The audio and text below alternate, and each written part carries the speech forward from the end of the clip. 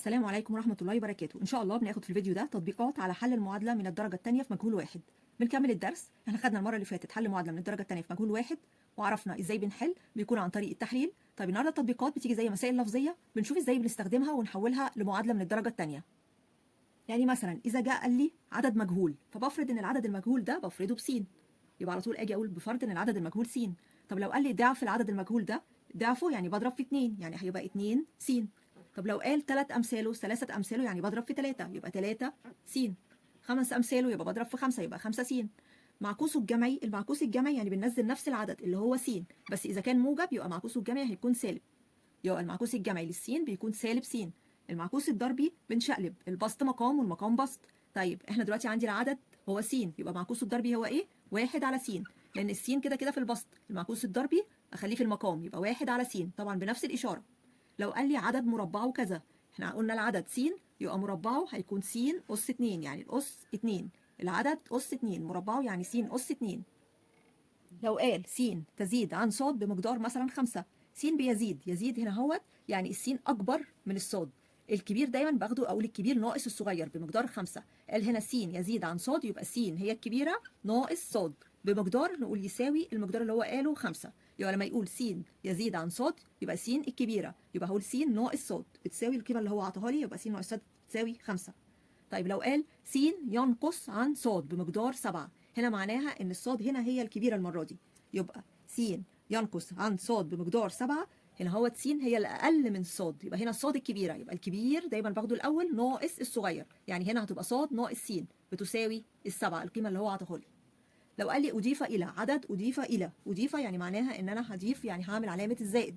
لو قال لي عدد طرح من، طرح من يعني هقول علامة الناقص. الأمثلة هي اللي هتوضح أكتر. عدد إذا أضيف إليه مربعه أصبح الناتج 42، فما هو العدد؟ طيب أول حاجة بنقول نفرض أن العدد بيساوي س، يعني كده المجهول عندي العدد اللي هو فرضناه بيساوي س. قال لي أضيف إليه مربعه، طيب مربعه يعني إيه؟ هو أصلا العدد س، مربعه يعني أس 2، يبقى س أس 2. طب هو قال إذا أضيف، أضيف يعني كده معناها هيكون زائد، يبقى العدد س.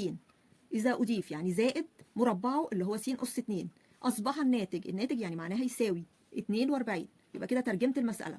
عدد س إذا أضيف يعني زائد إليه مربعه، احنا قلنا المربع اللي هو س أس 2، أصبح الناتج يعني يساوي 42، فما هو العدد؟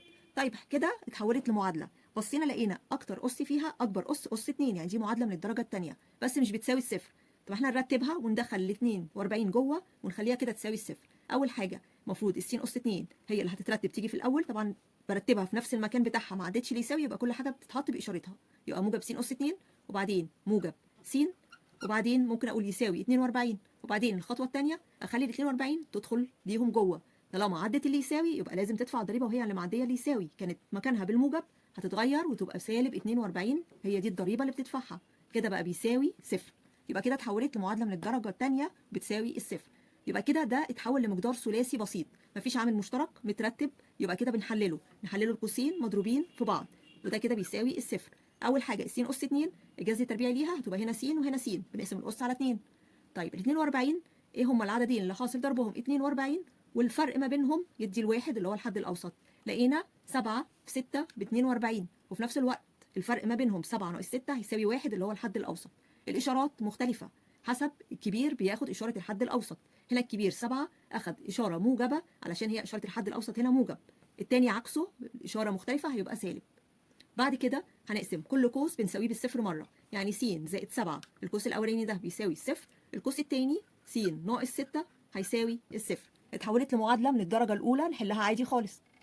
بقت هنا السين عايزينها لوحدها في طرف لوحدها هتساوي الموجب 7 تعدي اللي يساوي هتبقى تدفع الضريبه هتبقى سالب 7 تتغير اشارتها، وهنا السين هتساوي السالب 6 تعدي اللي يساوي يبقى على طول تتغير اشارتها، لانها لازم تدفع الضريبه، الضريبه اللي هي بتتغير اشارتها كانت في مكانها بالسالب اتغيرت بقت بالموجب.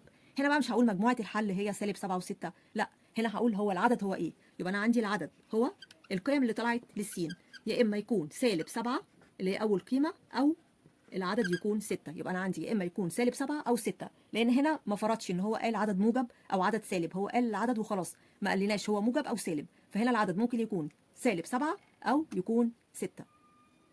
مسألة كمان، عدد حقيقي إذا أضيف إلى مربعه 5 أمثاله أصبح الناتج 36، فما هو العدد؟ اول حاجه بنفرض ان العدد ده هو س. طيب قال مربعه، أضيف يعني زائد، عرفنا كده مربعه يبقى س أس 2، العدد س يبقى مربعه يكون أس 2، س أس 2. 5 أمثاله يعني مضروب في 5 يبقى 5 س، يعني العدد اللي عندي مضروب في 5، لما يقول 5 أمثاله يبقى 5 س. أصبح الناتج يعني يساوي. طب نترجم بقى الكلام ده. هو بيقول كده عدد حقيقي إذا أضيف إلى مربعه 5 أمثاله، يعني اللي هيضيف إيه؟ المربع إلى 5 الأمثال. يعني هنا هو خلاص احنا فرضنا ان العدد الحقيقي ده س، خلاص خلصنا منها. بعد كده اذا اضيف بقى اللي جاي ده هو ده المفيد، اذا اضيف مربعه يبقى س اس 2 اضيف لخمس امثاله اصبح الناتج 36. يبقى اول حاجه لما يتضاف المربع بتاع العدد اللي هو س اس 2 اضيف يعني زائد خمس امثاله يعني 5 س، اصبح الناتج يعني يساوي 36. كده ترجمنا المعادله. طيب بصينا لقيناها دي معادله من الدرجه الثانيه، عشان نخليها تساوي الصفر لازم ندخل ال 36 جوه اللي يساوي. يبقى هنرتب المعادله س اس 2 اول حاجه وبعدين زائد 5 س، كل حاجه في مكانها باشارتها. ال 36 هي اللي هتعدي اللي يساوي، هتدخل لهم، يبقى بتدفع الضريبه وهي معديه اللي يساوي، كانت في مكانها بالموجب، تدفع الضريبه تتغير اشارتها بقت سالب 36. ده كده بيساوي الصفر. يبقى كده بقت معادله من الدرجه الثانيه بتساوي الصفر، يبقى اقدر احللها. يبقى القوسين مضروبين في بعض لانه ده مقدار ثلاثي بسيط، ودول كده بيساوي الصفر. القوسين دول بنعمل ايه؟ س اس 2 الجذر التربيعي بتاعها بنقسم القص على 2 يبقى هنا س وهنا س. بصينا للحد الثالث جنبيه سالب، يعني كده عايزين عددين حاصل ضربهم 36 والفرق بيكون 5 اللي هو الحد الاوسط. هنلاقي ايه؟ 36 عندي 4 في 9 ب 36، والفرق ما بينهم 9 ناقص 4 5 اللي هو الحد الاوسط. الاشارات مختلفه، اشاره الكبير بتاخد اشاره الحد الاوسط، التسعه هي الكبيره هتاخد الموجب اللي هو اشاره الحد الاوسط، يبقى جنب التسعه حطينا الموجب والتاني هيبقى عكسه اللي يكون السالب.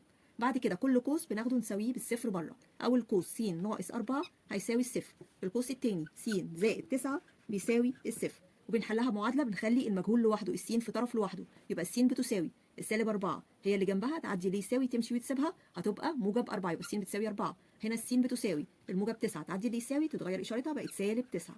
طيب هنا كده الاعداد هتكون ايه؟ القيم اللي طلعت لسين، يبقى العدد هو يا اما 4 يا اما سالب 9، يبقى العدد هو 4 او سالب 9. عددان موجبان الفرق بينهما 3 حاصل ضربهما 28، فما هما العددان؟ هنا قال لي عددان موجبان، لازم احط دايره على موجبان دي عشان دي هتنفعني في الاخر، لان لازم يكون العددين دول موجبان. طيب الفرق بينهم 3، يبقى هنفرض اول حاجه ان العدد الاولاني س والعدد الثاني س ناقص 3، عشان بيقول ان العددين دول الفرق ما بينهم 3، الفرق يعني ناقص، يبقى العدد الاولاني س، العدد الثاني هيكون س انقص منه 3 عشان هو قال الفرق ما بينهم 3. طيب قال حاصل ضربهما 28، يعني ايه حاصل ضربهما 28؟ يعني حاصل ضرب العددين دول بيساوي 28. طب ايه هو العدد الاولاني؟ هو س في العدد الثاني اللي هو س ناقص 3، يعني هفتح قوس عشان العدد الثاني س ناقص 3 بيتحط في قوس، يبقى حاصل ضرب العددين اهم، العدد الاولاني س في العدد الثاني س ناقص 3، ده بيساوي ايه حاصل ضربهم؟ بيساوي 28. بقى عندي معادله من الدرجه الثانيه. طيب هشتغل افك السين، يبقى بخاصيه التوزيع السين هتتوزع على القوس، س في س يبقى س أس 2 في الضرب بجمع الأسس لأن الأساس واحد، هو الأساس هو السين، ينزل زي ما هو واجمع الأسس، وبعدين موجب في سالب بسالب، س في 3 يعني 3 س بيساوي 28. طيب بعد كده هدخل ال 28 جوه اللي يساوي عشان المعادلة دي تساوي الصفر، طالما هتعدي اللي يساوي تدفع الضريبة وهي معدية تتغير إشارتها، كانت في مكانها بالموجب هتتغير تبقى سالب 28. ده كده المقدار كله بيساوي الصفر. بصينا لقيناه ده مقدار ثلاثي بسيط بيتحلل لقوسين مضروبين في بعض. اول حاجه الس اس 2 الجذر التربيعي بتاعها بنقسم القص على 2 يبقى هنا س وهنا س. طيب جنب الحد الثالث الاشاره سالبه، يبقى احنا عايزين عددين حاصل ضربهم 28، لقينا 7 في 4، وفي نفس الوقت عشان هي جنبيها سالب الفرق ما بين العددين دول يدي 3 اللي هو الحد الاوسط، 7 في 4 ب 28، وفعلا الفرق ما بينهم 7 ناقص 4 بيدي 3 اللي هو الحد الاوسط. الاشارتين هيكونوا مختلفين، اشاره الكبير بتاخد اشاره الحد الاوسط، السبعه هنا الكبير هياخد اشاره الحد الاوسط اللي هي السالب، والقوس التاني هيكون مختلف عنه هيبقى موجب. بعد كده كل قوس بنساويه بالصفر مره، هيبقى س ناقص 7 هتساوي الصفر، وس زائد 4 بتساوي الصفر. بعد كده هنخلي السين بتساوي لوحدها، السالب 7 تطلع تعدي اللي يساوي هتبقى موجب 7، وهنا السين هتساوي الموجب 4 تعدي اللي يساوي بقت سالب 4. يبقى كده عندي العدد الاولاني 7. طيب هنا السالب 4 ما ننساش هنقول ده مرفوض، ليه؟ لان هو في اول المساله قال العددان موجبان. طيب يبقى السالب عندي في الحاله دي بيكون العدد طلع سالب، يبقى ده مرفوض. يبقى كده اول حاجه احنا فرضنا ان العدد الاول بيساوي س، طب هنا س طلعت ب7، يبقى هنقول العدد الاول ده بيساوي س يعني بيساوي 7. طيب العدد الثاني يساوي س ناقص 3، احنا كنا فارضينه كده بس ناقص 3. طب س بكام؟ ب7 ناقص 3 يعني هيساوي 4. يبقى كده العددين هما 7 و4، لان انا فرضت العدد الاولاني بس، قيمه س طلعت ب7 يبقى العدد الاولاني 7. العدد الثاني فرضته بس ناقص 3، يبقى هعوض اكتب س ناقص 3، اشيل السين واحط قيمتها اللي هي 7 ناقص 3 بتساوي 4. يبقى العددين في الحاله دي 7 و4، ودول عددين موجبان.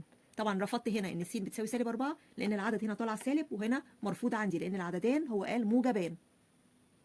مستطيل طوله يزيد عن عرضه بمقدار 4 سنتيمتر ومساحته 45 سنتيمتر مربع، اوجد محيطه. هنا الطول هو اللي بيزيد عن العرض، الطول هو الكبير، الطول الكبير. دايما ابدا بقى افرض ان الصغير هو الاول، العرض هو اللي بسين. ليه فرضت ان العرض بسين؟ دايما اخد الصغير وافرضه بسين، لان الطول هو اللي اكبر منه بمقدار 4، يعني الطول اكبر من العرض بمقدار 4. هقول الطول س زائد 4. يبقى اخد دايما افرض الصغير الاول. هنا العرض هو الصغير فقلت العرض بيساوي س، الطول بيزيد عنه بمقدار 4 فبقول الطول بيساوي س زائد 4. بعد كده قال المساحه بتساوي 45 سنتيمتر مربع. احنا عارفين مساحه المستطيل بتساوي الطول في العرض، يعني كده هكتب العرض في الطول بيساوي مساحه المستطيل، العرض اللي هو س في الطول عباره عن س زائد 4، فانا هفتح قوس لانه مقدار مكون من حدين، س زائد 4. يبقى ضربت العرض في الطول س في القوس س زائد 4 اللي هي الطول، ده بيساوي مساحه المستطيل. مساحه المستطيل بكام؟ ب 45 سنتيمتر مربع، يبقى دي بتساوي 45. تمام، بقت معادله من الدرجه الثانيه. هفك القوس، هوزع السين جوه القوس، هقول السين في س يبقى س أس 2، في الضرب بجمع الأسس، زائد س في 4 يعني 4 س، دي بتساوي 45. طب هندخل ال 45 جوه عشان نخلي المعادله من الدرجه الثانيه دي بتساوي الصفر. طالما ال 45 هتدخل تعدي اللي يساوي، تدفع الضريبه تغير الاشاره بقت سالب 45، كده بقى المقدار بيساوي الصفر. بصينا لقينا ده مقدار ثلاثي بسيط بيتحلل لان اول اس زوجي والحد الثاني الاس فيه نص الاس الاولاني. طيب بصينا لقيناه مترتب مفيش عامل مشترك، ده مقدار ثلاثي بسيط نحلله القوسين مضروبين في بعض وده كله بيساوي الصفر. س أس 2 جذرها تربيعي هيبقى هنا س وهنا س.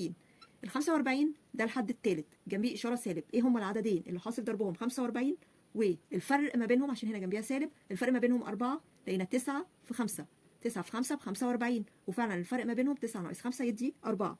طيب اشاره الكبير بتاخد اشاره الحد الاوسط، التسعه هو الكبير، اشاره الحد الاوسط موجب يبقى جنب التسعه هيكون موجب، والقوس الثاني هيكون عكسه مختلف عنه هيبقى سالب. بعد كده هنقسم، هناخد كل قوس بنساويه بالصفر مره، يعني الس زائد 9 بتساوي الصفر وس ناقص 5 بتساوي الصفر. عايزين الس لوحدها، يبقى الس بتساوي موجب 9 تعدي اللي يساوي هتبقى سالب 9، وهنا الس بتساوي سالب 5 تعدي اللي يساوي بقت موجب 5.